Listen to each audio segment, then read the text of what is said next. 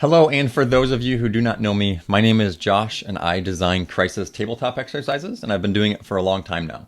And the one thing I hate the most is that it takes so much time and so much effort to design any sort of crisis training. And frankly, it's probably not even worth your time to do. Now, if you've been around my LinkedIn for more than a day, you understand that's completely BS in my book. Of course, you can spend a lot of time and a lot of money developing a comprehensive exercise. I've done a lot of that myself, but you don't need to. The crisis training isn't reserved for a team with limitless resources and limitless budget, limitless time. Crisis training is for your team. Those small things that you do will help you navigate crisis long term. So I want to challenge your team for 15 minutes next week. So put a timestamp on it, 15 minutes. I want you to get everyone together for a stand-up meeting.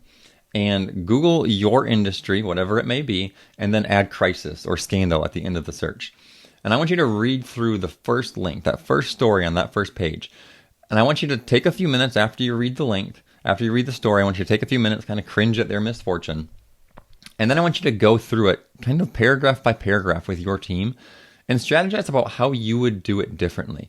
What sort of posture would you have? Would you issue a holding statement? How would you protect your organization from reputation loss?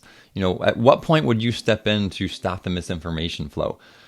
Just strategize about that and take some detailed notes about what the scenario was and about kind of your strategy brainstorming and figure out how your organization would do it, how your organization might do it differently, and kind of keep those notes for future reference. And I guarantee you, those 15 minutes will make a world of difference in your next crisis, because you're going to face some sort of crisis and it's going to be different. It's not going to mirror exactly what you go through in that article, but the principles and that you establish and that you communicate and talk through for that small little exercise are really going to be helpful, because those principles sort of transcend a lot of crisis scenarios. It doesn't really matter. You're going to have a different posture.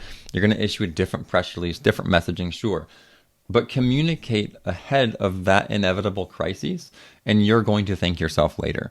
So I am going to go further. I'm going to dare you to do that next week with your team. 15 minutes. First thing in the morning, just gather your team, 15 minutes stand up, and go through this practice. And then I want you to come back to this post and in the comments, leave some lessons learned. What did you learn through that entire process that's going to make your team more crisis confident, more crisis ready for the next time? Because it's really important that this whole crisis communications community is sharing our lessons learned so we can all be more crisis confident.